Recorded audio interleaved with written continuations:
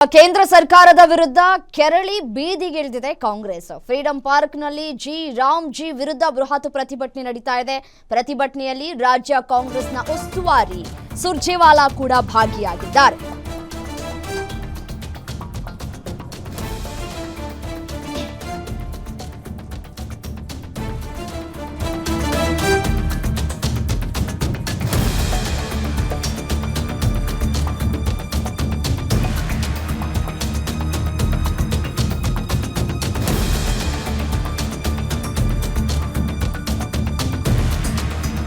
ಒಂದು ಸಂದರ್ಭದಲ್ಲಿ ಉಪಸ್ಥಿತರಿದ್ದಾರೆ. ಕೆಲವೇ ಕ್ಷಣಗಳಲ್ಲಿ ಕಾಂಗ್ರೆಸ್ ನಾಯಕರಿಂದ ಲೋಕಭವನ ಚಲೋ ಆರಂಭವಾಗುತ್ತೆ.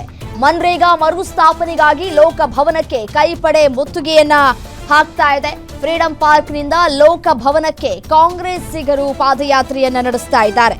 ಕೇಂದ್ರ ಸರ್ಕಾರದ ನೀತಿಗಳ ವಿರುದ್ಧ ಕಾಂಗ್ರೆಸ್ನ ನಾಯಕರು ಈಗ ರಣಕಹಳೆಯನ್ನ ಮೊಳಗಿಸಿದ್ದಾರೆ.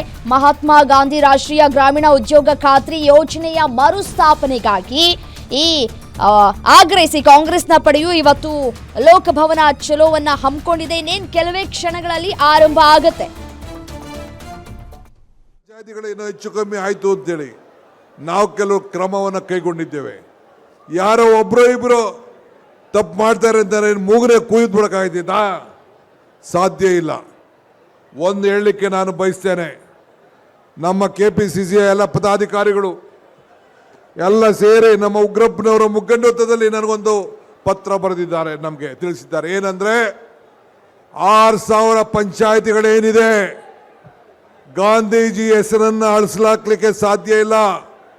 ಮುಂದಿನ ದಿನದಲ್ಲಿ ಗ್ರಾಮ ಪಂಚಾಯತಿಗಳಿಗೆ ಮಹಾತ್ಮ ಗಾಂಧೀಜಿಯವರ ಹೆಸರನ್ನ ಇಡಬೇಕು ಅಂತೇಳಿ ಸರ್ಕಾರಕ್ಕೆ ಅವರು ಸೂಚಿಸಿದ್ದಾರೆ.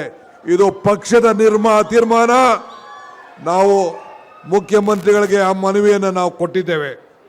ಸೊ ಅದಕ್ಕೆ ಮುಂದಿನ ಗಾಂಧೀಜಿ ಹೆಸರು ಶಾಶ್ವತವಾಗಿ ಉಳ್ಕೊಂಡಿರಬೇಕು.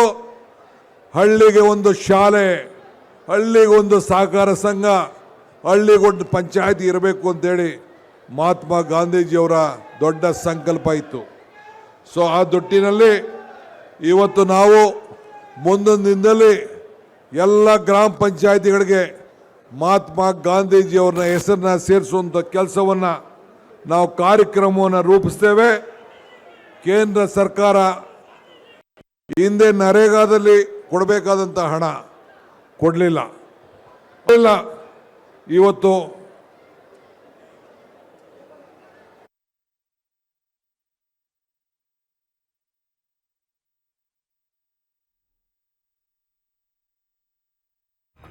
ಫ್ರೀಡಂ ಪಾರ್ಕ್ನಲ್ಲಿ ರಾಮ್ಜಿ ವಿರುದ್ಧ ಬೃಹತ್ ಪ್ರತಿಭಟನೆ ಆರಂಭ ಆಗಿದೆ. ಅಲ್ಲಿಂದ ಲೋಕಭವನದವರೆಗೂ ಈ ಒಂದು ಬೃಹತ್ ಪಾದಯಾತ್ರೆಯನ್ನ ಕೂಡ ನಡೆಸಲಿಕ್ಕೆ ಸಿದ್ಧತೆಗಳು ಕೂಡ ಈಗಾಗಲೇ ಆಗಿದೆ.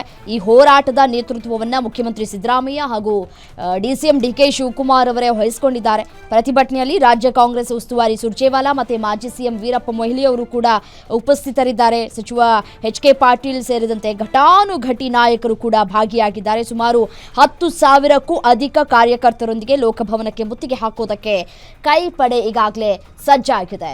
ಈಗಷ್ಟೇ ಮಾತನಾಡ್ತಾ ಇದ್ರು DCM DK ಶಿವಕುಮಾರ್ ಅವರು. ಕೇಂದ್ರಕ್ಕೆ ಯಾವ ರೀತಿಯಾದಂತಹ ಸಂದೇಶವನ್ನ ರವಾನೆ ಮಾಡಬೇಕು ಅದೆಲ್ಲವನ್ನ ಕೂಡ ಮಾಡ್ತಾ ಇದ್ದಾರೆ. ಮತ್ತೆ ಪ್ರತಿ ಗ್ರಾಮದಲ್ಲೂ ಕೂಡ ಗ್ರಾಮ ಪಂಚಾಯತಿ ಇರಬೇಕು ಅನ್ನೋದು ಗಾಂಧೀಜಿಯವರ ಕನಸಾಗಿತ್ತು. ಆ ಕನಸನ್ನ ಇವರು ಅಳಿಸಿ ಹಾಕೋದಕ್ಕೆ ಪ್ರಯತ್ನವನ್ನ ಪಡ್ತಾ ಇದ್ದಾರೆ. ಅದಕ್ಕೆ ನಾವು ದಾರಿ ಮಾಡಿಕೊಡೋದಿಲ್ಲ ಅಂತ ಹೇಳಿ DCM DK ಶಿವಕುಮಾರ್ ಮಾತುಗಳು.